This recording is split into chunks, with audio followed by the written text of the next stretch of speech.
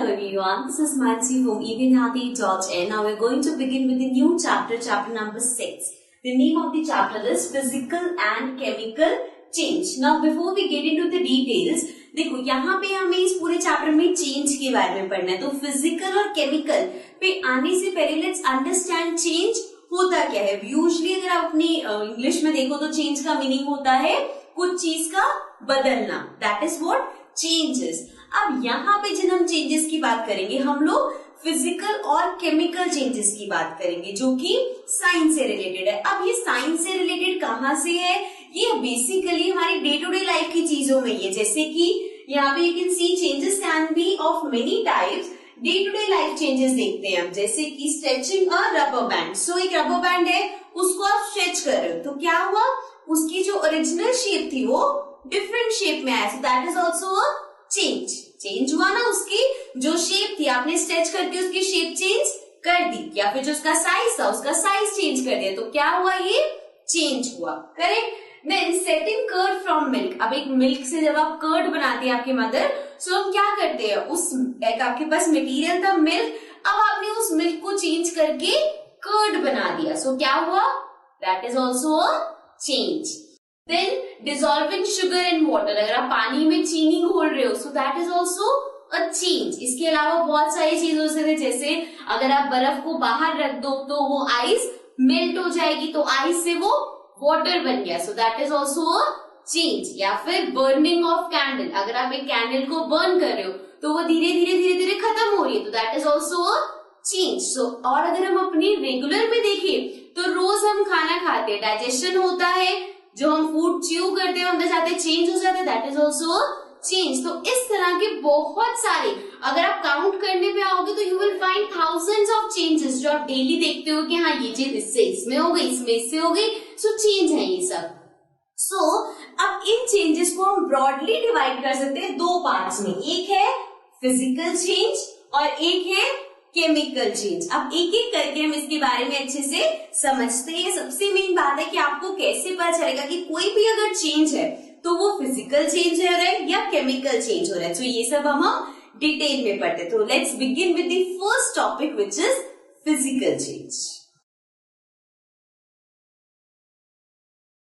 So now coming to the first thing which is physical change. अब ये physical change क्या होता है? सो अगर मैं आपको सिंपली कहूं कि देखो कोई भी फिजिकल चेंज का मतलब है अगर किसी चीज की फिजिकल प्रॉपर्टीज बदल गई तो मतलब यहाँ पे फिजिकल चेंज हुआ है. तो आप सोचोगे अब ये फिजिकल प्रॉपर्टीज क्या होता है. तो फिजिकल चेंज को पढ़ने से पहले लेट्स अंडरस्टैंड फिजिकल प्रॉपर्टीज क्या होता है. So physical properties of a substance are those characteristics that describe its physical nature. So ऐसी प्रॉपर्टीज जो उसकी फिजिकल नेचर को डिस्क्राइब करती है. अब जैसे कि अगर आपको मैं कोई भी चीज दिखाऊं, लेट्स सपोज मेरे हाथ में ये वॉच है, तो इसकी फिजिकल प्रॉपर्टी क्या है, इसका कलर, ये किस शेप में है, इसका जो डायल है वो, ये सब क्या है इसके फिजिकल कैरेक्टरिस्टिक्स. समझ रहे हो आप. सो एग्जाम्पल उसका कलर हो गया, उसकी शेप हो गई, उसका साइज हो गया, स्टेट हो गई. स्टेट मीन्स कोई चीज सॉलिड स्टेट में है, लिक्विड स्टेट में है, गैस स्टेट में है, सो वो स्टेट है. ओके. सो ये सारी चीजें जो है कलर, शेप, साइज, ये सब चीजें आती है आपकी फिजिकल प्रॉपर्टीज में. अब अगर किसी भी चेंज में ये जो प्रॉपर्टीज है ये चेंज होती है तो वो एक फिजिकल चेंज होता है. सो let's see the definition. A change in which a substance undergoes change in its physical properties. Now, जब भी किसी सब्सटेंस की फिजिकल प्रॉपर्टीज चेंज होती है, so that is termed as physical change. Okay? Now, it is generally reversible. Reversible का मतलब क्या होता है? जब आप किसी चीज को दोबारा उसी की स्टेट में ला सको. जैसे कि अभी हमने एक एग्जांपल देखा था रबर बैंड को स्ट्रेच करना. सो अगर आपके हाथ में एक रबर बैंड आपने उसको स्ट्रेच किया, क्या हुआ, फिजिकल चेंज हुआ, क्योंकि उसका साइज और शेप चेंज हुई. तो क्या हुआ, ये फिजिकल चेंज हुआ. नाउ अब आप उसको दोबारा उसकी शेप में ला सकते हो. So that is physical change and that is reversible. उसका क्या मतलब है कि ये चेंज ऐसा है जो रिवर्सिबल है.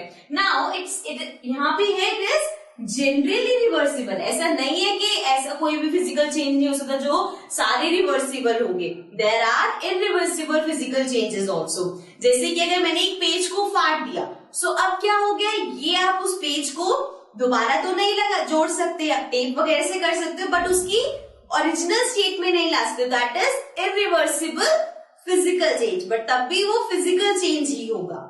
Okay, now in such a change no new substance is form. अब इस चेंज में ऐसा नहीं है कि ये चेंज होगा तो एक नया सब्सटेंस बनेगा, ऐसा नहीं होता। यहाँ पे बेसिकली इसका यहाँ जो पॉइंट लिखा हुआ है कि कोई न्यू सब्सटेंस नहीं बचेगा, इसका रीजन ये है कि जो हम नेक्स्ट केमिकल चेंज करेंगे वहां पे न्यू सब्सटेंस बनता है।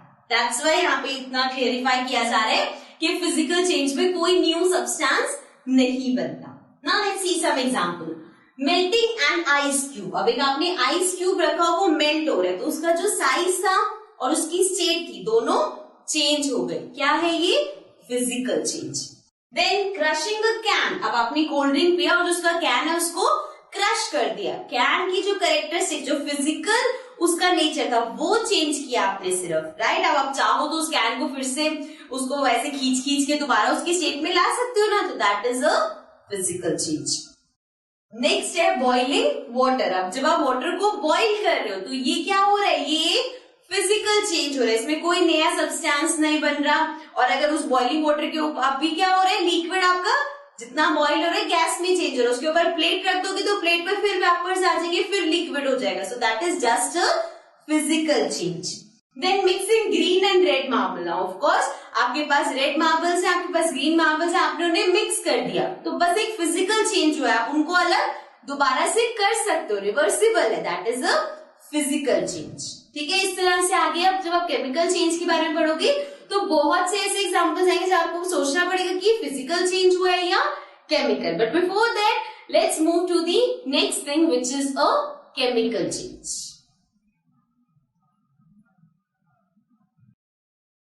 Now coming to the next thing which is chemical change. So physical change में हमने देखा फिजिकल चेंज वो होता है जिसमें किसी भी सब्सटेंस की फिजिकल प्रॉपर्टीज चेंज होती है। अब केमिकल चेंज वो होता है जिसमें किसी भी सब्सटेंस की केमिकल प्रॉपर्टीज चेंज होती हैं। So chemical properties of a substance are those characteristics that describe its chemical nature. देखो इसकी जो डेफिनेशन है वो आपको लगेगा कि बस कुछ क्लियर नहीं होता डेफिनेशन से, आपको बस इसको ये है कि अगर क्वेश्चन आता है तो आपको इसको आंसर करने के लिए लर्न करना पड़ता है, बट इसका मीनिंग समझते हैं। केमिकल नेचर किसी चीज का क्या होता है, फिजिकल में तो हमने देख दिया कि उसका जो साइज है, उसका जो कलर है या उसकी जो स्टेट है, वो सब आगे उसकी फिजिकल कैरेक्टरिस्टिक्स में। केमिकल कैरेक्टरिस्टिक्स है, केमिकल नेचर वो चीजें होती हैं जिससे वो प्रोडक्ट की लाइफ लॉन्ग होती है कि वो कितना जल्दी खराब होगा या किस चीज से वो कैसे रिएक्ट करेगा।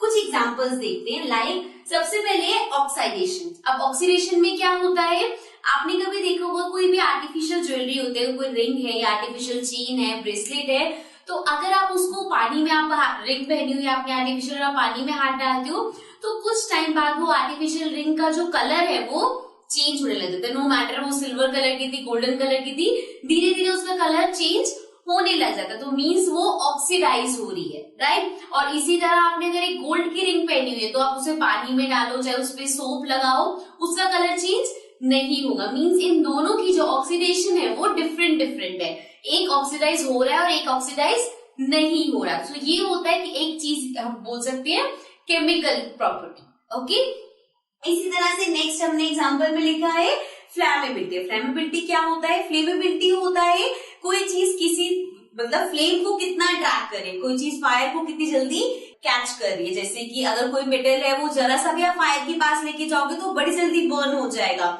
अगर हम कभी भी हल्का सा हेयर भी फायर की अपनी कैंडल है उसके हल्का सा पास भी लेके जा रहे ना तो वो एकदम से फायर कैच कर लेते हैं। तो इस तरह से अलग अलग मेटल्स की अलग अलग सब्सटेंसेस की जो फ्लेमेबिलिटी होती है वो भी डिफरेंट होती है। कोई बहुत जल्दी कैच कर लेता है फायर को और कुछ इतना जल्दी फायर कैच नहीं करता। ओके, देन है रिएक्टिविटी। रिएक्टिविटी मीन्स कि कोई सब्सटेंस किसी दूसरे सब्सटेंस के साथ कैसे रिएक्ट कर रहा है, तो वो है कि जब आप दो सब्सटेंसेस को मिक्स कर रहे हो तो उनका रिएक्शन कैसा है, सो वो हो गया उसकी रिएक्टिविटी।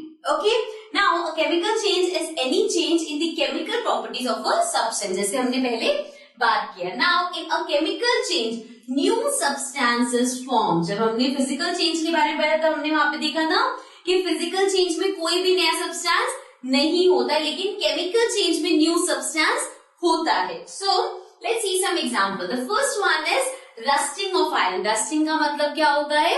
अगर आपने देखा होगा आपके घर पे कोई चीज है जो आयरन की है या कोई गेट लोहे का लगा हुआ है, तो अगर उस पर रेगुलर पानी वगैरह डर रहा है तो वो क्या हो जाता है, रस्ट होना स्टार्ट होता है। रस्टिंग बोलते हैं उसे, जो उसके ऊपर वो ब्राउन सी पपड़ी सी आ जाती है, दैट इज कि वो आयरन रस्ट हो रहा है, that is rusting of iron. अब वो जो उसके ऊपर फॉर्म हो रहा है that is the new substance, और वो चेंज हो रहा है that is a chemical change.